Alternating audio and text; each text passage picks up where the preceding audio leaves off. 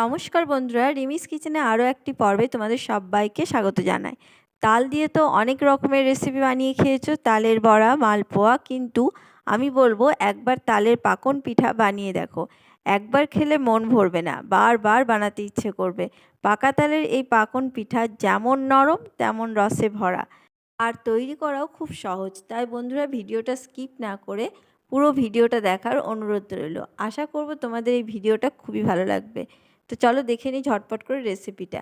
দেখো, রেসিপিটা বানানোর জন্য আমি এখানে একটা গ্যাসের মধ্যে প্যান চাপিয়ে নিয়েছি, প্যানটা গরম করে নিয়েছি।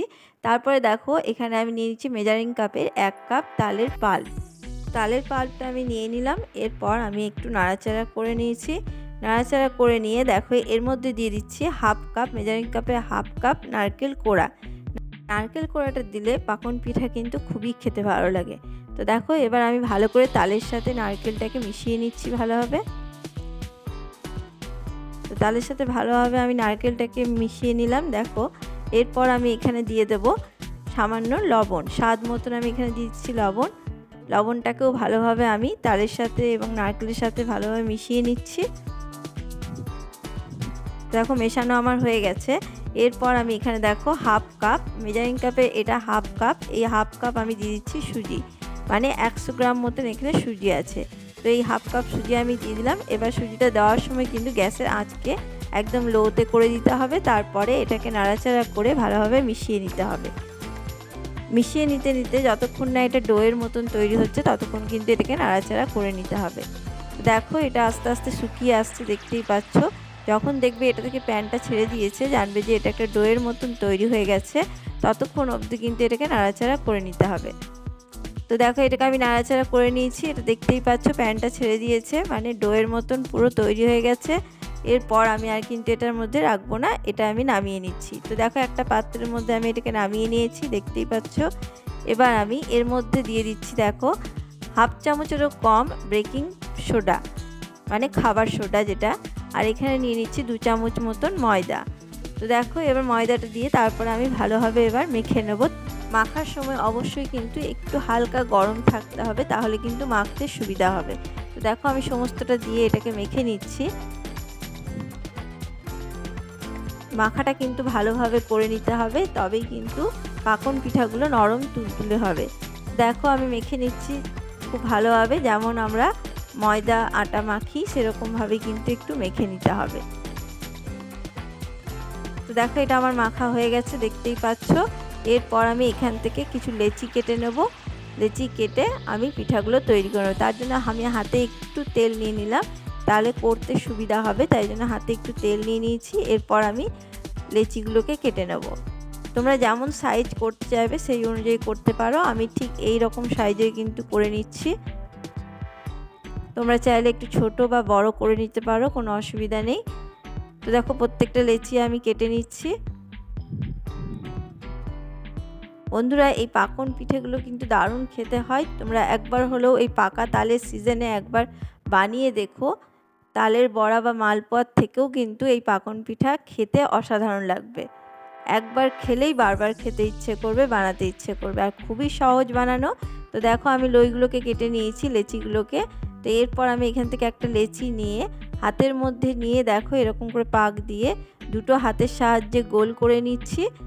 গোল করে নিয়ে চ্যাপ্টা করে নিচ্ছি, দিয়ে তারপর এখানে আমি একটা ডিজাইন করে নেব চামচের সাহায্যে। তো দেখো, এখানে আমি একটা চামচের সাহায্যে একটা ডিজাইন করে নিচ্ছি। তো আমি এই ডিজাইনটা করে নিচ্ছি। তোমরা চাইলে কিন্তু অন্যরকম ডিজাইনও করে নিতে পারো। এরকমভাবে করলে কিন্তু পাকন পিঠাগুলো দেখতে খুবই সুন্দর হয়। তো দেখো, আমি এটা করে নিলাম, দেখতেই পাচ্ছ কেমনভাবে করছি। ঠিক এইভাবে চামচের সাহায্যে তোমরাও করে নিতে পারো। তো দেখো, একটা আমার রেডি হয়ে গেছে, দেখতেই পাচ্ছ। এইভাবে আমি আরও একটা তোমাদেরকে দেখিয়ে দিচ্ছি।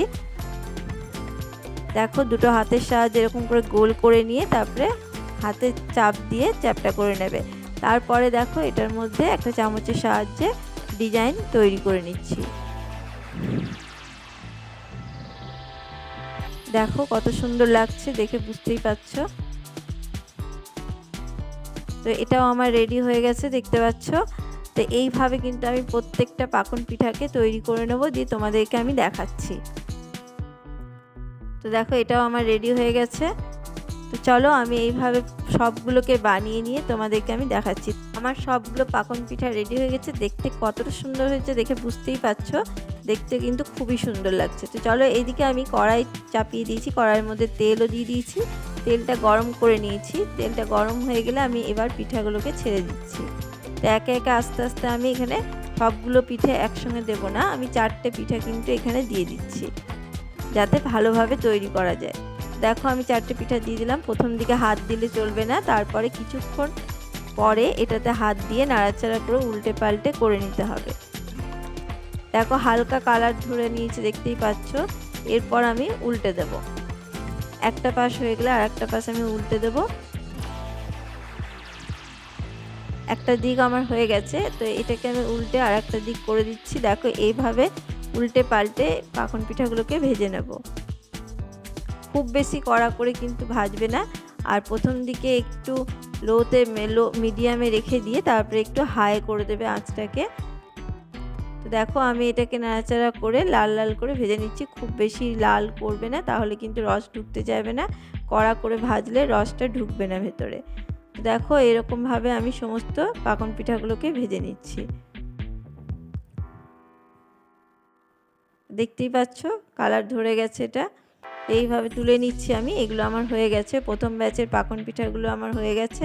এইভাবে আমি প্রত্যেকটা আবারও ভেজে নেব সেকেন্ড ব্যাচে।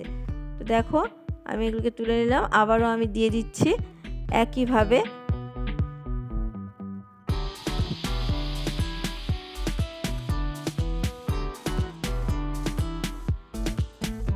তো দেখো দিয়ে দিলাম, এবার এটাকেও আমি লাল লাল করে ভেজে নেব।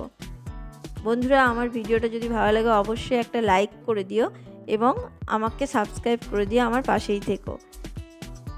দেখো কত সুন্দর লাগছে, দেখতেই পাচ্ছ পিঠাগুলো তৈরি হয়েছে যখন।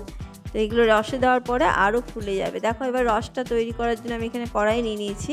তো এর মধ্যে আমি দিয়ে দিচ্ছি 1 বাটি মাপের চিনি, ঠিক 1 বাটি এখানে চিনি দিয়ে দিয়েছি, আর দিয়ে দিচ্ছি 1 বাটি জল। 1 বাটি চিনির সাথে 1 বাটি জল অবশ্যই দেবে। এবার আমি চিনিটাকে গলিয়ে নেব, রসটা আমি তৈরি করে নেব, তার জন্য চিনিটা গলিয়ে নিচ্ছি। গ্যাসের আঁচকে মিডিয়ামে করে দিয়েছি, দিয়ে খানিকক্ষণ ফুটিয়ে নিলাম। দেখো প্রায় 3 মিনিট মতন ফুটিয়ে নিয়েছি। ফুটিয়ে নিয়ে রসটা গাঢ় হয়ে গেছে অনেকটাই, খুব বেশি ঘন হয়নি, মিডিয়াম ঘনত্বের এটা রাখলেই হবে। তো দেখো এটা আমার রেডি হয়ে গেছে। এরপর আমি গ্যাসের আঁচকে অফ করে দিয়েছি। অফ করে এবার পাকন পিঠাগুলোকে আমি দিয়ে দিচ্ছি। সমস্ত পাকন পিঠাগুলোকে আমি রসের মধ্যে দিয়ে দিচ্ছি।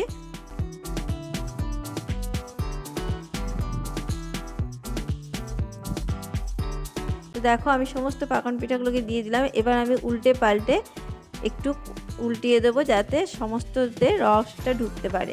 তো দেখো আমি চামচের সাহায্যে সমস্তটা একটু রসে ডুবিয়ে দিচ্ছি ভালো করে, যাতে রসগুলো সমস্ত পিঠাগুলোর মধ্যে ঢুকে যায়।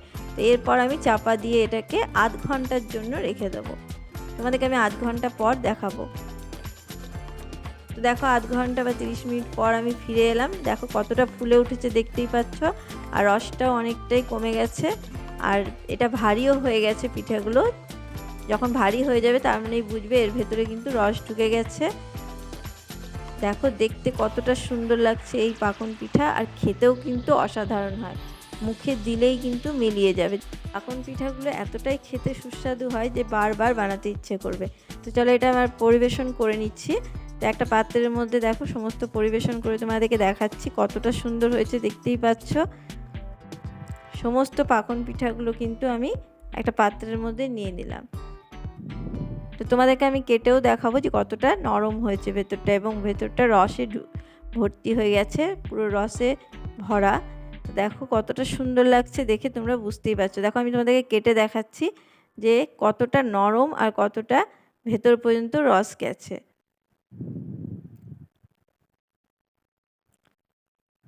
তো দেখো বন্ধুরা কতটা নরম হয়েছে, দেখো বুঝতেই পারবে হাত দিয়ে টিপলে পরে কতটা নরম হয়েছে, ভেতর পর্যন্ত একদম রস ঢুকে গেছে। তোমরাও এভাবে এই পদ্ধতিতে করে দেখো, তোমাদেরও কিন্তু এই পাকন পিঠা খুবই সুন্দর তৈরি হবে। আর আশা করব আমার ভিডিওটা আজকে তোমাদের খুব ভালো লেগেছে। যদি ভালো লাগে অবশ্যই একটা লাইক করে দিও, বন্ধুদের সাথে শেয়ার করো, আর পাকন পিঠা কেমন হয়েছে অবশ্যই আমাকে কমেন্ট বক্সে জানিও। আর আর এরকম নিত্য নতুন রেসিপি পেতে আমার চ্যানেলটাকে অবশ্যই সাবস্ক্রাইব করে রেখো আর পাশে থাকা বেল আইকনটি অবশ্যই প্রেস করে দিও।